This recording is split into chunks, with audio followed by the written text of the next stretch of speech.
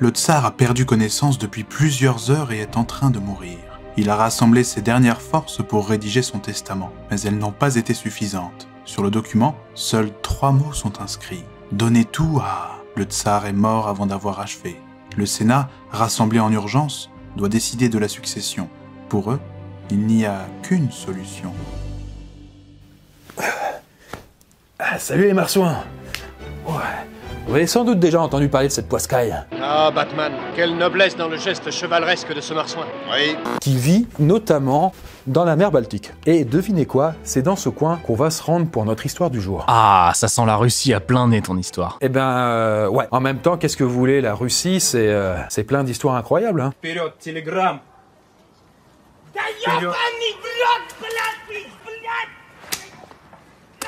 D'ailleurs, la Poiscaille, avec le sujet du jour, on s'est dit qu'on allait mettre la jante féminine à l'honneur en vous présentant une nouvelle série disponible sur poissonfécond.tv. Et il s'agit de la série Ces femmes qui ont fait l'histoire, de la reine Cléopâtre à la résistante allemande Sophie Scholl, en passant par l'impératrice Catherine II de Russie. Bref, vous pourrez découvrir l'incroyable parcours de ces femmes qui ont marqué leur temps. Voilà, c'est cadeau, n'hésitez pas à tester, il y a plein de documentaires de tout type. Sur ce, nous, on retourne à notre sujet. Enfin, aujourd'hui, on ne va pas parler de psychopathes comme Beria, d'assassinats bizarres comme celui de Raspoutine, de villes volantes comme celle de Kroutikov, ou de gens qui ont vécu toute leur vie au fin fond de la Sibérie sans jamais voir personne comme la famille Likov. Non, aujourd'hui, on va voir une belle histoire. Enfin, belle, après, faut pas non plus déconner, hein. On va en Russie, alors il y aura forcément un lot de trucs tragiques et imprévisibles. Vous savez, parfois, dans l'histoire, avec un grand H, le destin chope des gens par le collet et leur dit « Toi, tu bouges pas, j'ai des projets pour toi. » Et c'est totalement ce qui est arrivé à notre héroïne du jour. Elle est née dans une misère totale et est morte à la tête d'un des empires les plus prometteurs de son époque. Voilà, on raconte même qu'elle a sauvé la mise du tsar plus d'une fois. Mais trêve de bavardage, filons dans les lointaines plaines de l'Est, sur les pas de l'impératrice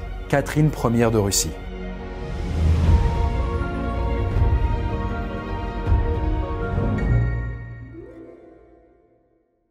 Notre histoire commence un petit peu comme un conte de fées, voire même carrément. D'ailleurs, si les frères Grimm l'avaient écrit, le début aurait probablement ressemblé à ça. Il était une fois 2 fermiers. Ils étaient pauvres, mais de leur amour naquit, un beau jour, une charmante petite fille aux yeux et aux cheveux noirs, qu'ils baptisèrent Marthe. Malheureusement, le bonheur ne dura pas. Les jeunes parents succombèrent à la peste.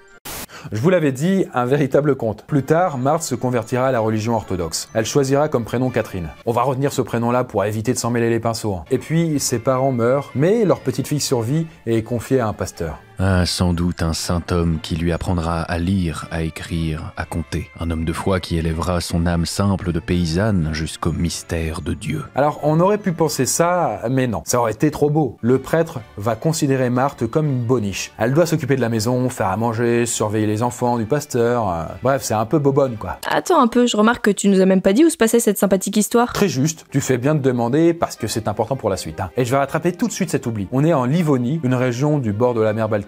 Bon, aujourd'hui, ça correspond grosso modo à l'Estonie, la Lettonie et la Lituanie. Et au temps où se déroule notre histoire, à la fin du XVIIe siècle, c'est une zone de grande importance géopolitique. En fait, à cette époque, cette zone est un point de tension entre plusieurs puissances. La Pologne, la puissante Suède et un autre État qui commence à faire parler de lui, la Russie. Et le moins qu'on puisse dire, c'est que la petite Catherine va faire les frais de ces tensions politiques. Alors qu'elle entre dans l'adolescence, le pasteur, sous la pression de sa femme, décide de la mettre dehors. En fait, sa femme redoute que Catherine, qui commence à devenir une très jolie jeune femme, ne pervertisse ses enfants, notamment les garçons qui eux aussi commencent à grandir et à avoir peut-être les hormones qui font leur effet. Mais elle a pas de famille, elle va aller où? Eh bien, elle échappe de peu à la prostitution en se... De quoi? Mais attends, mais c'est pas du tout ce qui a marqué sur le titre de la vidéo! Bah Chris, t'aurais pas osé nous hameçonner avec du putaclic quand même! Non, t'inquiète pas, t'inquiète pas, elle va bien finir prostituée, mais tu verras comment. Je disais donc qu'elle échappe de peu au bordel en épousant un soldat suédois stationné dans le coin. Sauf que leur union n'a pas fait long feu, mais vraiment pas. Ça a duré 8 jours pour être précis. Mais pourquoi? Parce qu'une armée russe approche de la région et que les Suédois décident d'évacuer la zone. Le mari de Catherine disparaîtra sans laisser de traces et elle ne le reverra d'ailleurs plus jamais. C'est là que, d'après certaines rumeurs, elle devient prostituée, on y vient, pour les soldats russes qui prennent possession de la ville. Bon, heureusement pour elle, ça ne durera pas longtemps car elle est repérée par le gouverneur local qui décide de la prendre à son service comme domestique. À cette époque, Catherine a 17 ans, elle est un peu jeune, ouais, et elle va faire une rencontre qui va changer sa vie. Un jour, un homme est de passage en ville. Il s'appelle Menchikov et ce n'est pas n'importe qui, parce qu'il est le meilleur ami du tsar Pierre. Et Menchikov sera subjugué par Catherine, si bien qu'il décide de l'acheter au gouverneur pour pouvoir l'emporter avec lui. Alors, il y a plusieurs théories sur le lien entre Catherine et Menshikov, mais il semblerait que leur relation ait été plutôt platonique. En tout cas, voilà, en quelques années, Catherine passe du bordel à soldat aux strates les plus élevées de la société. Bien sûr, Menshikov allait profiter de la première occasion pour présenter Catherine à son bon ami le tsar Pierre. Et le coup de foudre est immédiat. Un amour naît entre Catherine, qui a alors 19 ans, et Pierre, qui vient de passer la trentaine. Et Pierre n'est pas n'importe quel tsar. C'est un petit peu l'équivalent russe de Louis XIV, le roi Soleil. Pour simplifier, il a fait directement passer la Russie de l'âge sombre à l'âge impérial sans transition. En fait, il n'y a qu'à voir le portrait du tsar qui a précédé Pierre, le changement est assez visible. Wow. En même temps, Pierre a une personnalité assez marquante. Le tsar Pierre est littéralement un géant. Il mesure plus de 2 mètres de haut, une taille exceptionnelle pour l'époque. En plus d'être hyperactif, il a un caractère bonhomme et expansif. D'un naturel très curieux, il s'intéresse à tout. Science, technologie, culture, armée. Il a d'ailleurs parcouru lui-même l'Europe, parfois incognito, avec un carnet pour prendre autant de notes que possible pendant son périple. Et c'est pas pour rien qu'il est passé à la postérité sous le nom de Pierre le Grand. Pierre le Grand, il coupe des beubards à la hache. Il fume la pisse d'un chic type, même si parfois il tue des gens. En fait, le tsar veut moderniser la Russie et l'imposer sur la scène politique. Pour ça, il va s'unir avec la Pologne contre la menaçante Suède qui rêve d'expansion à l'Est. Et la rencontre entre les deux souverains fut mémorable. En fait, ils dînaient en tête-à-tête et le roi de Pologne s'est aperçu qu'on l'avait servi dans une assiette en argent qui n'était pas propre. C'est inadmissible. Du coup, il l'a pliée et comme c'était de l'argent, elle était assez malléable. Et ça a beaucoup fait marrer le tsar Pierre qui s'est mis à faire pareil.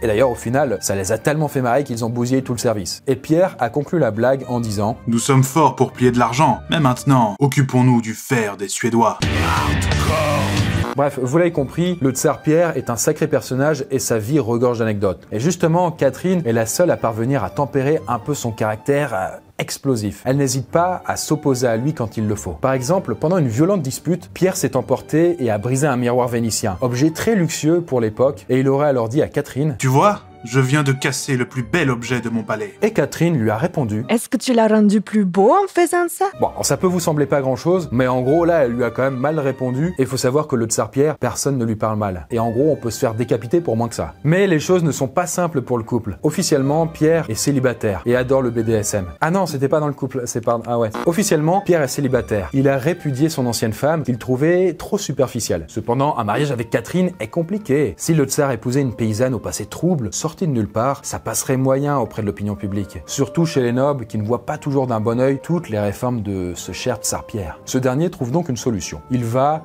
épouser Catherine, mais secrètement. Et quand je dis secrètement, ce n'est pas une blague. En fait, personne n'est au courant, pas même la famille du tsar. Bon, j'avoue que Pierre transpire le swag, c'est un fait.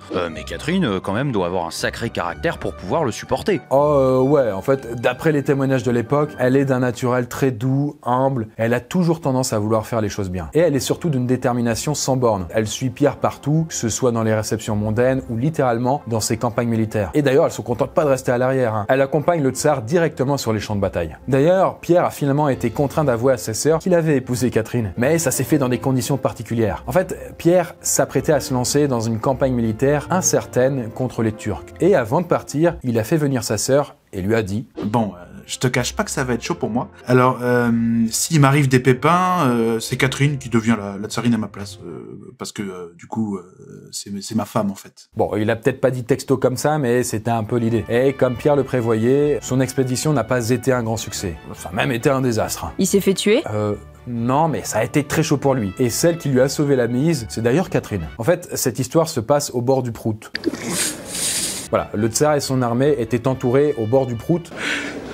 C'est rigolo, ouais. Ça suffit. Par l'armée du sultan. Ils étaient nettement inférieurs en nombre et la situation était critique. C'est Catherine, présente dans le camp, qui a personnellement insisté pour négocier avec le sultan. Et elle donnera ses propres bijoux pour contribuer à la paix. Alors bien sûr, la paix n'a pas été achetée uniquement avec les bijoux de la tsarine. Mais si elle n'avait pas été là, Pierre aurait peut-être foncé tête baissée et se serait probablement fait tuer plutôt que d'être capturé. Pour la remercier, Pierre va créer en son honneur une décoration réservée aux femmes ayant rendu des services à la nation et il la baptisera médaille médaille de Sainte Catherine. Ah ouais, une sorte de légion d'honneur, stylé. Ouais, étant donné que la relation entre Catherine et Pierre commence à devenir un secret de polichinelle et qu'ils ont déjà plusieurs enfants, ils finissent par se marier officiellement. Mais attends, tout à l'heure t'as dit que ça aurait fait un scandale. Certes, mais le temps est passé et de l'eau a coulé sous les ponts. Catherine a réussi à gagner l'amour du peuple et même de l'armée. Bah ouais, parce qu'à force de l'avoir cavalée aux côtés du tsar, aux quatre coins de la Russie, même les soldats se sont attachés à elle. Mais les choses ne sont pas roses, car Pierre peut parfois se montrer impitoyable. Il a même décapité lui-même des rebelles après une révolte manquée à Moscou. Il s'est aussi montré sans pitié avec un homme qui était un peu trop proche de sa femme.